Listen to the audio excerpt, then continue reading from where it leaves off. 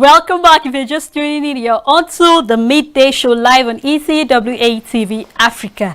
And we have been making a journey to the most populated and dense country in the world, talking about Japan. Yes, and we run down from their economy, looking at their education and all Japan has been onto. And we have been looking at some of the tourist attraction in the country. And my co-host has been Solomon Sambo. Yes, Sally. Yeah. Yeah, we are in Japan, so we are just feeling that classy, there's this feeling mood. Yes, you understand. You know, once you are in Japan, it just seems like everything is just working. That's just the summary.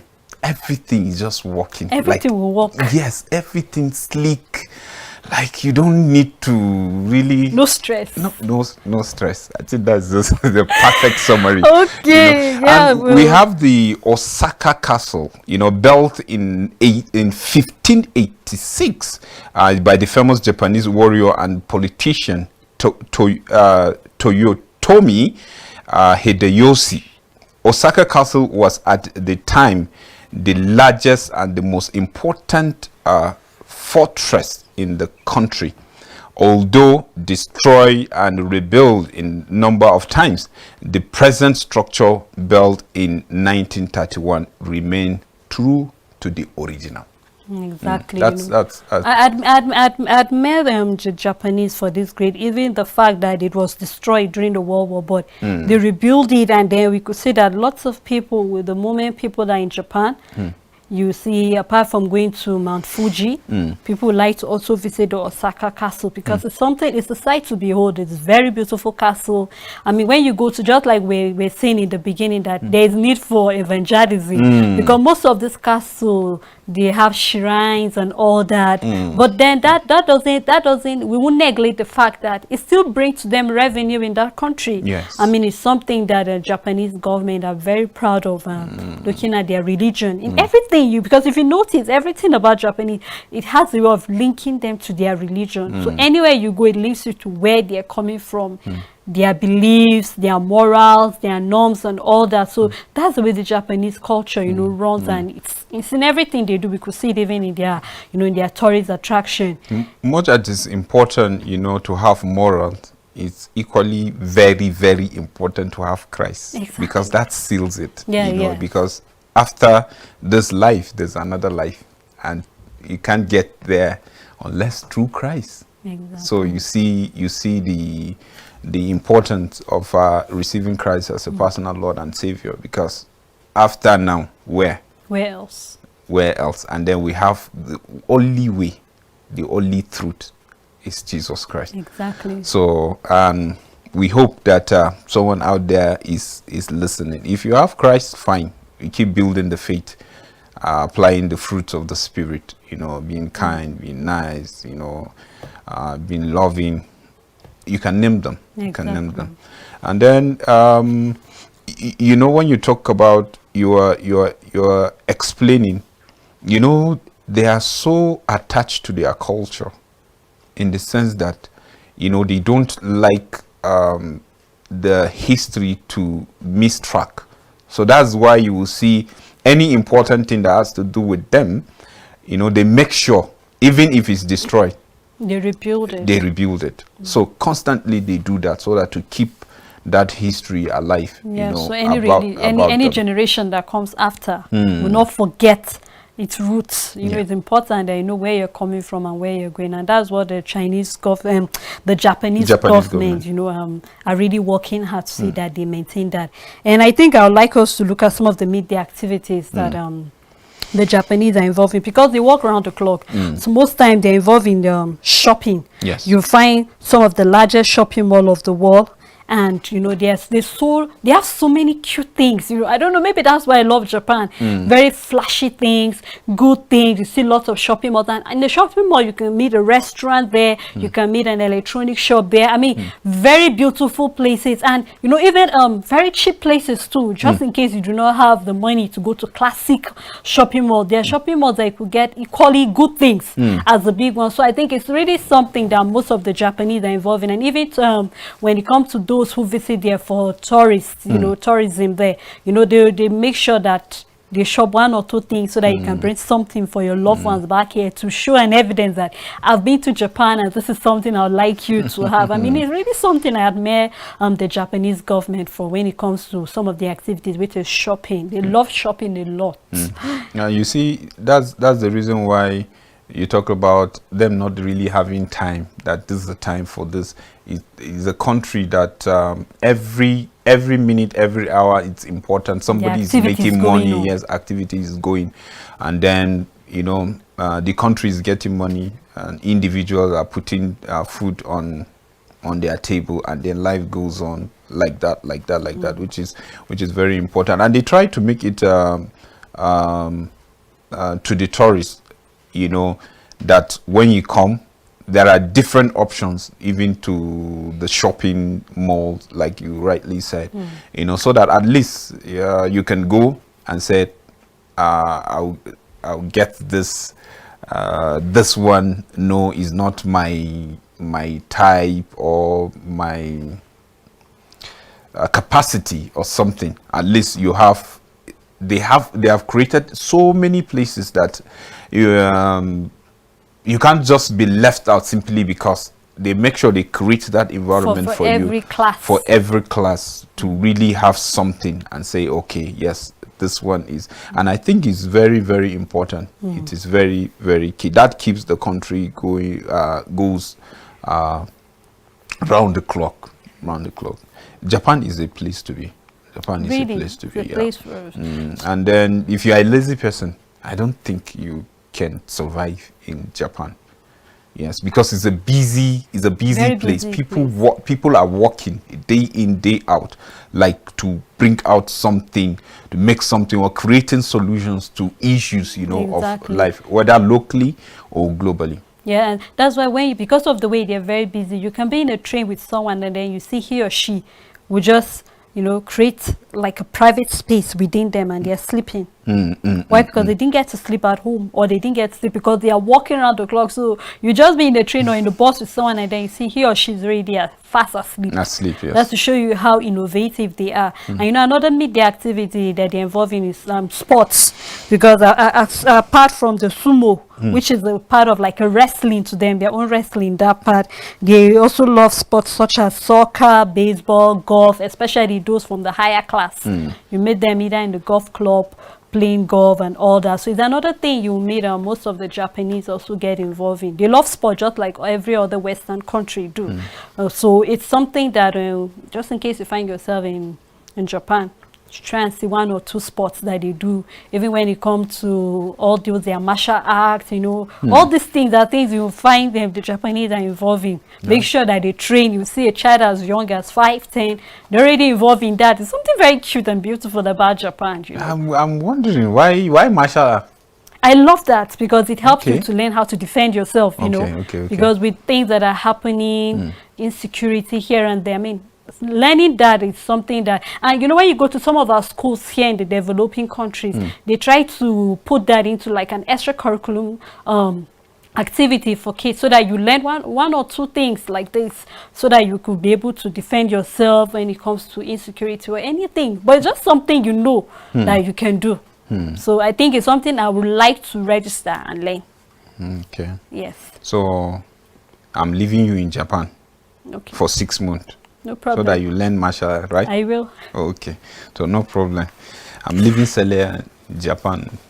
She's going to learn martial art. I think I agree with you on this issue of martial art. I think ladies from this part of the country, I think they should engage in that. Yeah, so because the issue of rape, yeah, you know, issue of rape that is becoming rampant. You know, when a lady, a woman, you know, have those tactics of how she can defend herself in some moments that are not really awkward times. Yes, awkward time. I think it's very good. Yeah. It is very good. It's a high time we educate them on that, how to be self-defense. You know, you're talking about what you just mentioned, the activities. Yeah, you know, you can't take away agriculture. because it's one sector too that you will see people very, very busy, you know, in the farm, either plowing, harvesting, you know, name them, that had to do. And you know how the, you know, agriculture dominated the Japanese economy until the 1940s, but thereafter declined into relative unimportance. The most striking feature of Japan's agriculture is the storage of farm land. The shortage of land. Yeah, because they don't so much have lands over there.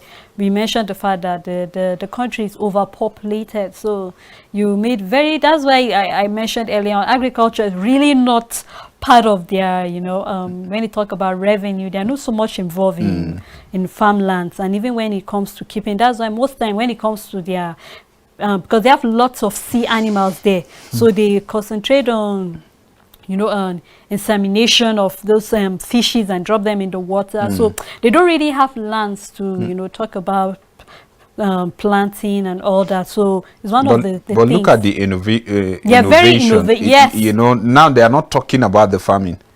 It was leading in 1940s. Yes, but you understand. Yeah. But look at see the migration as they are going. Now they are thinking of something different. Now it's the storage. Yeah, and that's why I mentioned, I said, yes, like we in this part of the country, this developing country, I think it's something we need to look into, because we have all those, you know, when it comes to those resources, we have them too. But it's all about our own innovation. How far can we go in digging deep to discover all this and see how we can also make, you know, this country to be another country that everybody will be tripping, you know. Even though people are, because we have very beautiful weather here too that people would love to. But I think it's something we also need to learn from the, you know, from the Japanese economy. You talk about fishing. It has more than 2,000 fishing ports. More than 2,000. More than 2,000 fishing ports. So you can see, yes, you can say, okay, if you think of Japan, yes, water, so yes, fishing. So it's not something that you will say, yeah. But the whole thing is that it's profiting. Is giving them money, you know. So you can see how they are using that to add to the GDP. What do you have in your country? What advantage do you have? Are you using it? I think that's the question. That's really the question. Yes, that's the question, you know. So well, we've been looking at agriculture, and you know, another good thing is that for people that would like to, you know, visit Japan, a good time to visit Japan is during the winter, because the weather is chill. You get to, you know, appreciate the cherry. By that time it's blossom. You see everywhere looking beautiful. Because when you visit Japan during the summer, it's very hot. You really like to be there because the weather is just like they are overpopulated. You'll be stuffed, you know, frustrated. But if you really want to appreciate the beauty of Japan, you know, when you visit during the summer, you really appreciate it a lot. And I would like us to look at some of the common foods, because you would like to know that what are their, you know, kushi, some of the food. And one of it is the kushi, you know. Kushi usually refers to a dish of pressed vinegar rice with a piece of raw fish or shellfish. Kushi is generally eaten with soy sauce and wasabi. But those who aren't too fond of wasabi can ask for sabinuki, meaning without wasabi. You know, it's something that you really love. They have very lovely meals there. But you know, I think I won't be able to eat this. The fact that it has raw fish. Yes, it's not everybody that I won't be able to. Yeah, I won't really love that. But I think someone out there will love, because you get to get the nutrients straight. It has not been processed. So it's just like in this part of the world that people take raw egg. Exactly. So I think it's another thing that someone will love. I know Japanese also love pork meat a lot. Yes, they eat pork a lot too. They have this that said we called it sashimi. Okay. Sashimi, similar to sushi, but without the rice. Sashimi is raw fish slid into easy to eat pieces. Sashimi is a typical eating with sauce for flavoring. You can also add a dot of wasabi to top up. the sashimi for extra heat, but it is not required. Certain varieties like horse neck roll will be served with ginger instead of washibi. And then you have the unagi, you call grill eel. Unagi or eel is a fish known to be found mainly in the rivers. In Japan, it is a delicacy, typically in high-class Japanese dining. The unagi is usually put on skewers and then grilled with a special sauce containing soy sauce, margarine, sugar, and sake. They have very great meals there. Anyway, anything grill. I like it. Okay. Yeah, yes. So just leave me there. Okay. So you are joining me. Yes. Okay, no problem. Let's move to the next meal. Yes. Tambura. Tambura is a dish involving ingredients like seafood, meat, and the vegetables covered in batter and deep fried in oil. The batter usually contains flour and egg. Tambura is generally dipped in a special sauce called tansuyu before eating.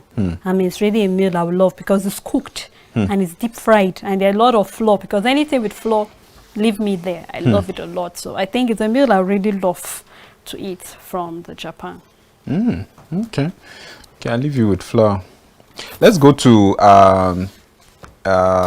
some of the etiquettes, you know, that you can find in Japan. Okay. You know, looking at meeting and then greetings. You know, because you know it's a place that activities, you know, are really active, if you can say, because of the way people goes in and out. So definitely you'll find all of these things. You know, it's either meeting for a project or meeting for how this thing will work and the rest, and then or meeting in so it's important we know the proper way to do things. The market or the tourist site. You know, definitely these are places that you meet people with different caliber, different reason, you know, either business wise or for recreation. And then greeting in Japan is very formal and ritualized. Very formal and ritualized. So if you are going to Japan, you take note of that. It is important to show the correct amount of respect and difference to someone based upon their status or relative or your own. So you just have to take note of that. You just have to take note of that. Wait to be introduced. So very important. Don't be fast, like you are here, I brought you, but already you are talking to Mata. You know? Frown on such. They frown on such. You know, it is considered impolite to introduce yourself, even in a large. They frown at that. You know, while foreigners are expected to shake hands, the traditional form of greeting is to bow. Thank you, Sani. So you see, you know, instead of you in this part of the world, you know that you just have to stretch your hand, but their own traditional way. So if you are going there, just know, you know, just take note of that. It will make you relate with people, and they will be free with you once you show that you understand their culture and their way of life. It makes things easier. How far you bow depends upon your relationship to the other person, as well as the situation. The deeper you bow, the more respect you show.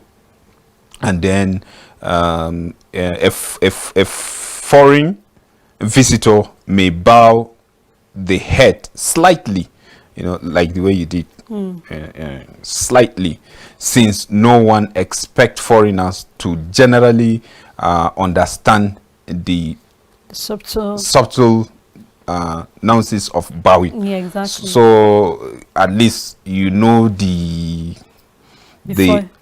what do you call it? The etiquette, yes. So at least even if you are not bowing completely to show that deep respect, at least they expect that. That's to show that you are getting familiar. Yes. So the more time you spend, it's expected that the deeper. Yeah. And you bend properly because they expect that you can't go to a land and then you don't learn the way to relate. So it's important that we learn how to relate. I know this takes me to the communication styles because you have to communicate before you can relate. And they said the Japanese rely on facial expression, tone of voice and posture to tell them what someone feels. So while I'm talking to you, it's not just about what I'm saying, but it's about how is my expression. Am I smiling? Am I frowning? Is my eyes open? Am I looking at you deep into the eye? Because it's even considered disrespectful when you look at someone older than you, or even in status, and then you just look at somebody in status. My facial expression does not misinterpret. What are your motives is another thing the Japanese look into. So when you find yourself in Japan, you know that when someone is talking to you, like the way you're looking at me, very serious right now, it makes me feel like, is it that you're disagreeing with what I'm saying? So it's something that... No, I'm listening with keen interest. Now, in Japan, we don't see it that way. It looks like you're disagreeing with me when, when you look very serious straight into the eye. But, when you little bit of, relax, should okay, we are together, communication is moving. So, I mean, these are some of the etiquettes we need to learn when it comes to meeting and relating with people. Exactly, when you find yourself in Japan. And, another thing about them is that they said non-verbal communication is so vital. And there's a book for foreigners on how to interpret the signs. So it's expected that when you visit Japan, possibly you're not aware of all this, but then there's some non-verbal communication that is very vital to them, so that just like you said, you're frowning because you're listening to me with key interest. But these are things that you really, really need to, look into when you find yourself in Japan. Is that much you can take? Yeah, that's much we can take, on. Okay. We have gift giving in Japan. Gift giving is highly ritualistic and then meaningful. They honor it like it's a ritual. The ceremony of presenting the gift and the way in which it's wrapped, it is important, and sometimes more important than the gift itself. So this really strikes me. They said the way you wrap the gift, is considered more meaningful than the gift itself. So this saying that people say, do not judge a book by its cover. They actually judge the gift by its cover. So the way you wrap will determine if the content in it is worth seeing or worth receiving. Okay, what about the food and dining etiquette? Okay, food and dining etiquette: remove your shoes before eating. So you even find it even in public restaurants. When you go, you are meant to remove your shoe outside because it's part of their etiquette there. And then you leave your shoe pointing away from the doorway you are about to walk through. So these are things that you need to learn. And then arrive on time or more than 5 minutes late if invited for dinner. They consider this very disrespectful. You should be there on time when you're invited. And then they say wait to be told where to sit. There is a protocol to be followed. So just like we learned last week from Peru, that you don't sit down until your host tells you where to sit. This is another thing that you don't just, you need to be, you need to wait to be told where to sit before you can sit. And then you place your bones on the side of your plate after eating, because there are lots of, whatever you eat, whether it's the pork or the beef, you keep the bone by the side of your plate. And then do not cross your chopstick when putting them on the chopstick rest, because most of they eat a lot of noodles. There are a lot of noodles, restaurants in Japan. So there's a way they keep their chopsticks. Yeah, there's a way they keep the chopsticks. Unlike the way we use fork here, they use the chopsticks there. So there's a way they do them. They keep their chopsticks. So these are things. And they say conversation at the table is generally subdued. The Japanese like to savor their food. So okay, so I think just wrap the show for us, please. Okay, well, it has been a lovely and a great journey in Japan. I hope you, join us same time next week when we shall take you around another continent or another state or country. Until we come your way again next week, have a